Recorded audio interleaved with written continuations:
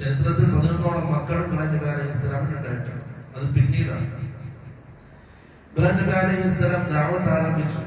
ആദ്യം ദഅവത്ത് ചെയ്യുന്നത് സ്വന്തം പിതാവിനെ ദഅവത്ത് ചെയ്തു. അല്ലാഹു സുബ്ഹാനഹു വ തആല പല രീതിയിൽ ഇബ്രാഹിം നബി അലൈഹി സ്വലാമിന്റെ ദഅവത്തിനെ ഖുർആനിൽ പരിചയപ്പെടുത്തിയിട്ടുണ്ട്.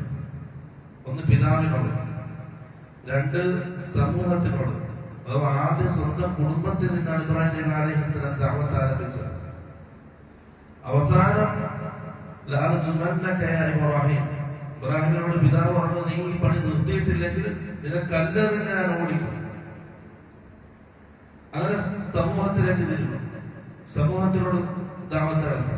അതൊരു സംഭവം പറയുന്നത് ഖുർആൻ.